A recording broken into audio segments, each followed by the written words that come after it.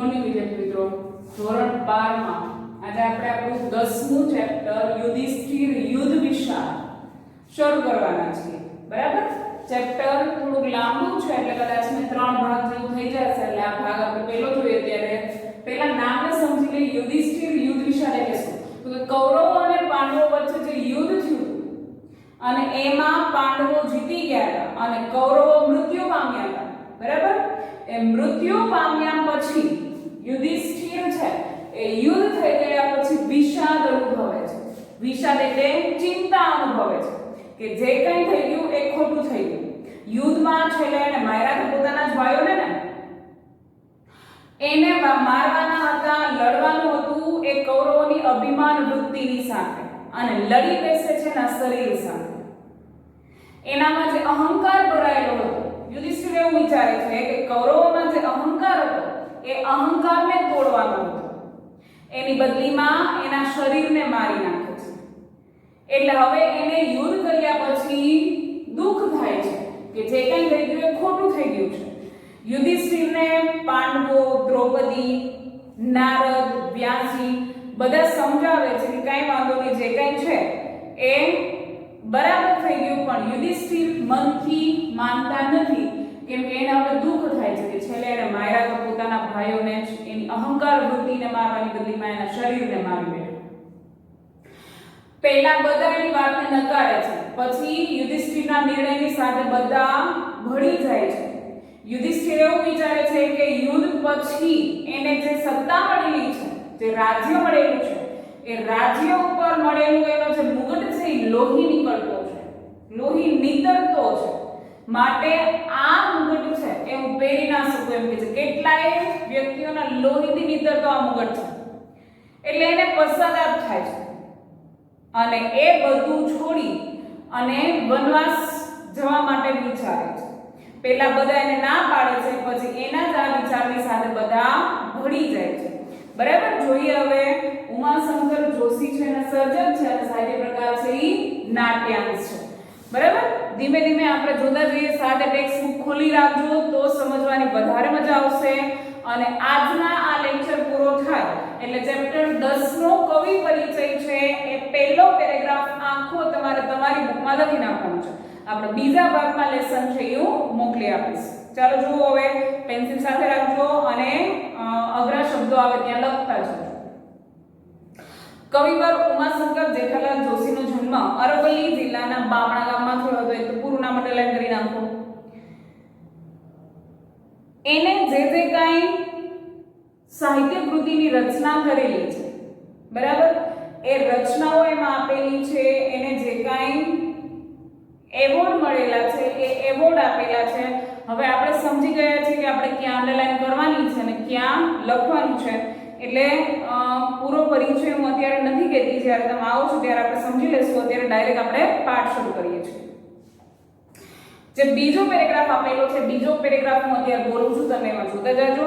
તેમને રણજીતરામ સુવર્ણચંદ્રક એનાયત થયેલો છે. કીધું ને આપણે કે કયા કયા એવોર્ડ મળેલા છે. આપણે એક વાક્યમાં પૂછાય છે માગ્યા મુજબનો.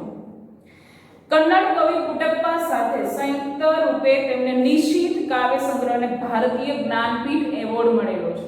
જો આ પૂછાય છે કયા કાવ્ય સંગ્રહને, તો કે નિશીથ કાવ્ય સંગ્રહને ભારતીય જ્ઞાનપીઠ પુરસ્કાર મળેલો છે. કવિની શ્રદ્ધા વિવેચન ગ્રંથને દિલ્હી સાહિત્ય અકાદમીનો એવોર્ડ પ્રાપ્ત થયો છે. ગુજરાત યુનિવર્સિટી તેમજ વિશ્વ ભારતી જેવી સંસ્થાઓના કુલપતિ પદે પણ તેઓ સેવાઓ આપેલી છે.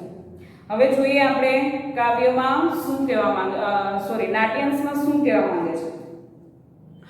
કૌરવોના ઉત્તર ક્રિયા બતાવીને પછી, મતલબ કે જે મૃત્યુ પામ્યા છે ત્યાર પછીની જે કંઈ ધાર્મિક વિધિ કરવાની હોય એ ધાર્મિક વિધિ પૂરી કરીને પછી બધા બેઠા છે. નારદ મુનિ છે, વ્યાસજી છે, દ્રૌપદી બેઠા છે, સાથે બાકીના જે પાંડવોના ભાઈઓ છે બધા બેઠા છે. પછી હવે જે યુધિષ્ઠિર પોતાના મનની વાત કહે છે એ વાતને અહીંયા મૂકેલી છે. બરાબર?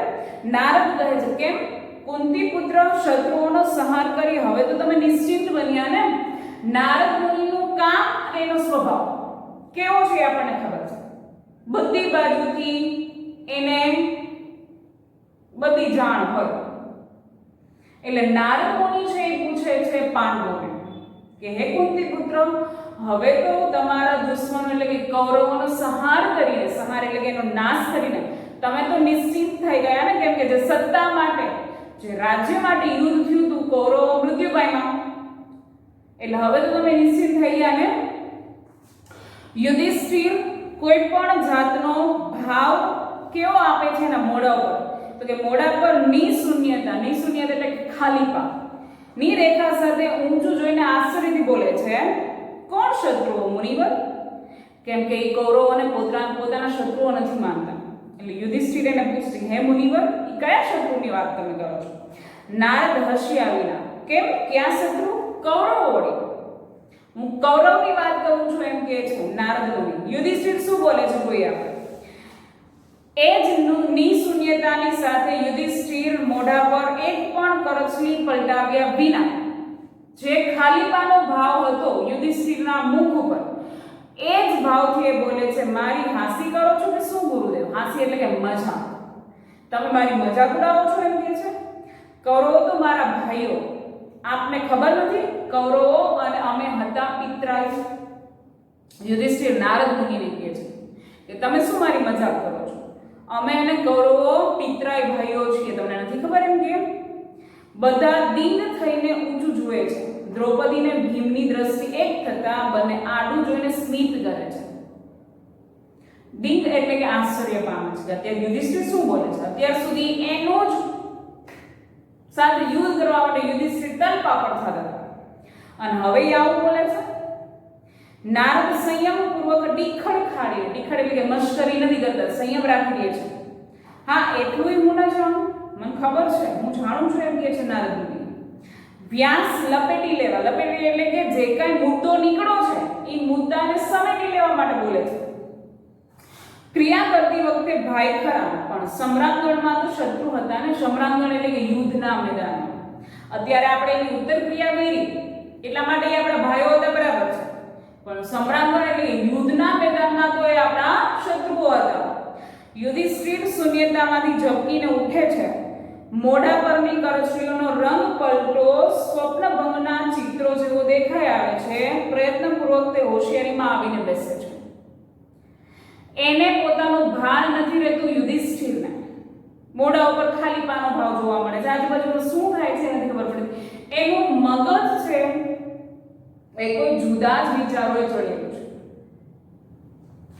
નારદ કહે છે, હવે તમારો પંથ નિષ્કંટક થયો. પંથ એટલે કે રસ્તો, નિષ્કંટક એટલે કે કાંટા વગરનો. તમારો પંથ એટલે કે રસ્તો. તમે જે રાજ્ય માટે અત્યાર સુધી યુદ્ધ કર્યું એ રસ્તો, એ રાજ્ય હવે તમારા માટે છે એમ કહે છે. યુધિષ્ઠિર બધા પોતાની તરફ તાકી રહ્યા છે એના ભાન વિના, કેમ કે યુધિષ્ઠિરના સ્વભાવમાં ફેરફાર જોવા મળે છે. એટલે થોડાક સંયમમાં રાખી અને એને શું છે શું નહીં ભાન ભૂલીને બોલે છે. હા, કાંટો પગમાં બેઠો એટલે તેને શાંતિથી કાઢવાને બદલે જોર અજમાવીને ભાંગી નાખ્યો. કાંટો કોને કહે છે? કૌરવોને કહે છે કે એ આપણને રસ્તામાં નડતા હતા, બરાબર છે, એને આપણે હળવેથી કાઢવાનું. જો આપણને પગમાં કાંટો વાગે તો બહુ નિરાંતથી કાંટો કાઢીએ છીએ. જોશથી ખેંચવા જાય તો અડધો કાંટો એ પગમાં રહી જાય છે. અહીંયા યુધિષ્ઠિર શું કહે છે કે એ કાંટાને શાંતિથી કાઢવાની બદલીમાં આપણે એને એની ઉપર જોર અજમાવીને કાઢી જ નાખ્યો એમ કહે છે, ને ભાંગી નાખ્યો. એટલે અંદર જ હવે ભરાઈ બેઠું છે. જો એનો ઉકેલ શાંતિથી લાવ્યા હોત તો આટલો બધો ડંખત નહીં એમ કહે છે. આ કાંટો અંદર વાગે છે એમ કહે છે. રસ્તા પરથી કાંટા જરૂર ગયા પણ શરીરમાં ઘર કરી બસ્યા. કીધું ને કે એના મનને અસર થઈ છે યુદ્ધ પછી. એટલે રસ્તો છે એ કાંટા વગરનો થઈ ગયો છે, પણ શરીરની અંદર એ કાંટાઓ ઘર કરી ગયા છે એમ કહે છે. નારદ, કેમ પૃથાપુત્ર?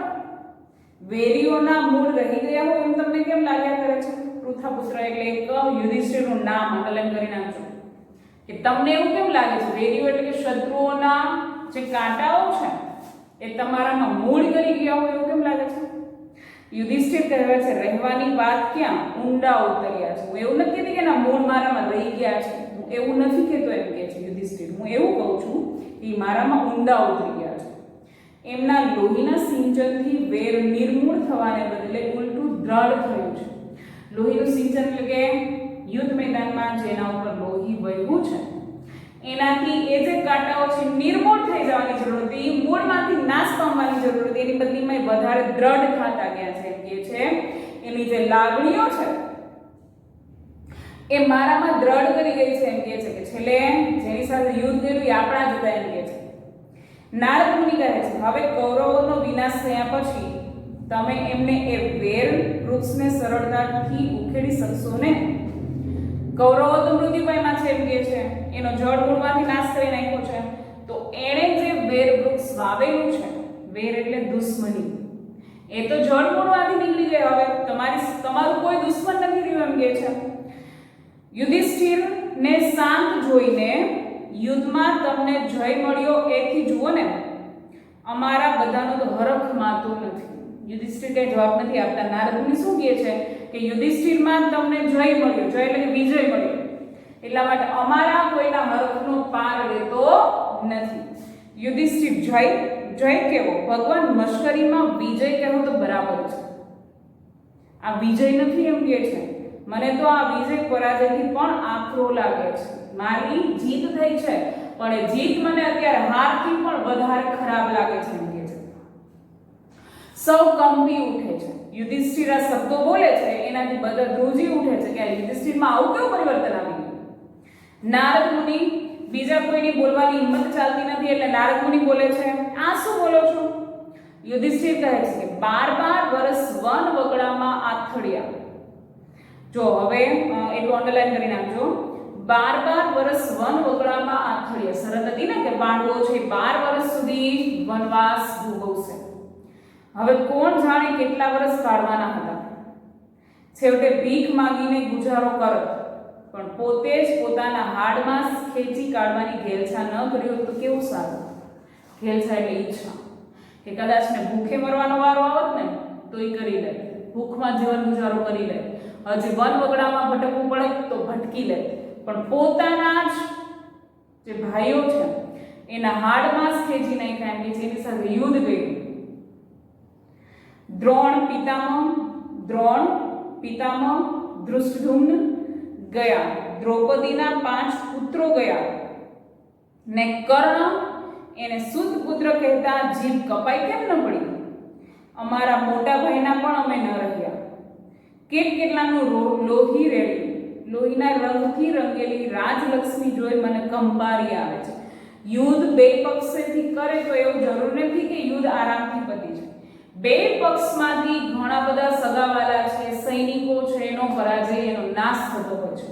તો એ કહે છે કોણ કોણ? તો કે પિતામહ, ધૃષ્ટ, દ્રોણ, કુંતીના 5 પુત્રો છે એ બધા મૃત્યુ પામ્યા. અને છેલ્લે આ બધાના લોહીથી રંગાયેલી જે રાજલક્ષ્મી છે, જે મુગટ, જે રાજ્ય એને મળવાનું હતું, એ જોઈને મને કંપારી છૂટી જાય છે. એમ કે છે હું ધ્રુજી જાઉં છું. મારે આવી રાજલક્ષ્મી ન જોતી. એમ કે છે કે જે કોઈના લોહીના રંગેથી રંગાયેલી હોય. નારદ મુનિ બોલે છે અરે રાજલક્ષ્મી તો તમે દિન રાત ઝંખ્યા કરી છે. આ એ જ રાજલક્ષ્મી છે. એમ કે છે કે જેને દિવસ રાત તમે ઝંખતા હતા, તમે એની ઈચ્છા રાખતા હતા ને આજે આ શું બોલો છો? વનમાં, રણમાં, મહેલમાં બધે તમે તેના જ સ્વપ્ન સેવતા હતા. રાજલક્ષ્મીના સ્વપ્ન ક્યારે સેવતા હતા એવું પૂછાય છે. વનમાં, રણમાં અને મહેલમાં. તમે વનમાં હતા ત્યારે, રણમાં હતા ત્યારે કે મહેલમાં હતા ત્યારે તમારે રાજલક્ષ્મી મતલબ કે રાજ્ય જોતું તો એના સ્વપ્ન હંમેશા માટે તમે જોયા છે. યુધિષ્ઠિર ભૂલ થઈ ગઈ. કહું છું 1000 વાર ભૂલ થઈ. માસને માટે કૂતરા લડવાડ કરે છે એમ અમે લડી કરીએ. લડવાડ એટલે કે ઝઘડો કરે છે, લડાઈ કરે છે. એક માસના બટકા માટે કૂતરા જેમ અંદરો અંદર બાંધે છે એવી રીતે અમે ભાઈઓ બાંધી બેડાવીએ છીએ. ઈ ખાલી રાજ્ય મેળવવા માટે. નારદ કહે છે તો લડ્યા વગર તે કઈ આકાશમાંથી તમારા માટે રાજપાટ ઉતરી આવવાનું હતું? જો તમે લડાઈ ના કરી હોત તો એમના આકાશમાંથી તમારા માટે આવી જત. એમ કહે છે.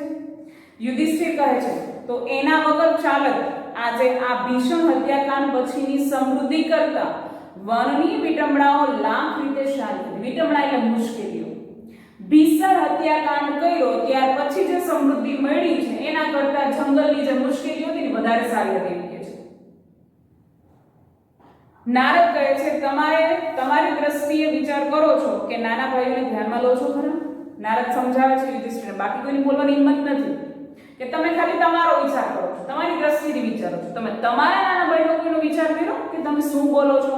એને મુશ્કેલીમાં નાખી શકત.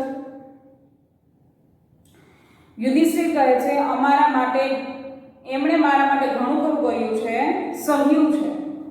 એમને રાજ ભાવતું હોય તો ભલે, ભાવતું હોય એટલે એને ગમતું હોય, એટલે કે એના જે નાના ભાઈઓ છે એને ગમતું હોય તો ભલે રાખે. આ રહ્યું રાજ્ય, ખાય પીએ ને મજા કરે. હું તો એમને કહું છું કે ઊઠ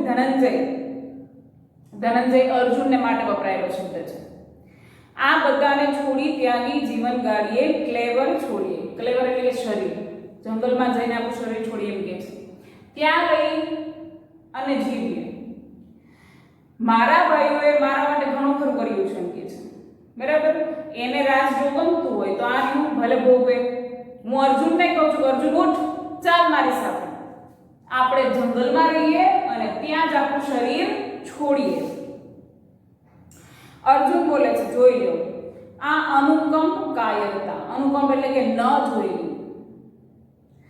ભૂત ભાવિમાં આનો જોડો નહીં મળે, ક્યારે ભૂતકાળમાં કે ભવિષ્યમાં નહીં જોવા મળે એમ કે છે. યુધિષ્ઠિરને અલૌકિક પરાક્રમ કરીને મેળવેલી આબાદીને, આબાદી એટલે કે સમૃદ્ધિને તમે આમ ઠોકરે મારો એ મારાથી સહ્ય નથી જતું. મોટા ભાઈ અર્જુન શું કહે છે કે જોઈ લો આ અનુપમ સૌંદર્ય, આના જેવો જોડો ભૂતકાળમાં નહીં મળે, ભવિષ્યમાં નહીં મળે.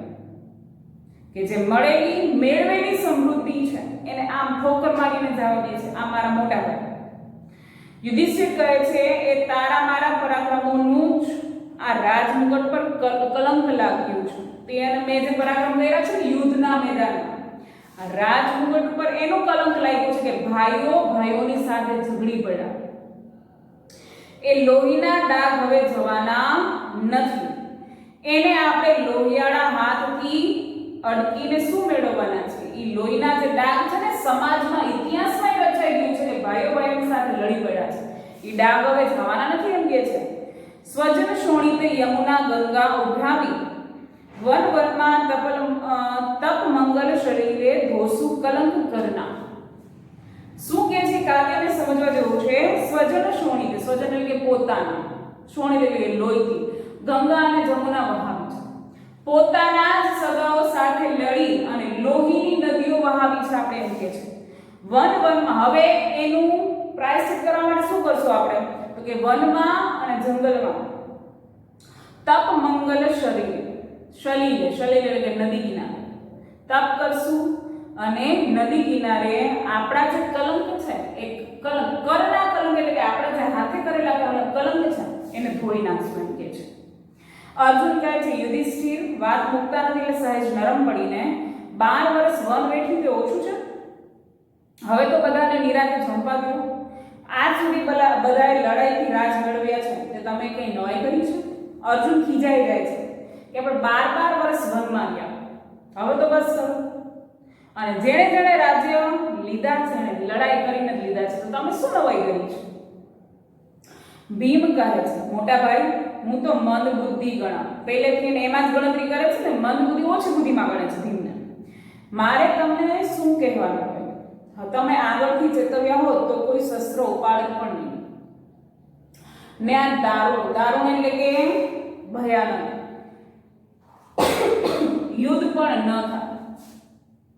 જો તમે પહેલેથી ચેતવી દીધા હોત ને તો આપણે કોઈ શસ્ત્રો ના ઉપાડત એમ કે છે, અને આટલું બધું યુદ્ધ ન થાય. પણ તમે પહેલેથી કહી દીધું હતું કે તમે શું વિચારો છો.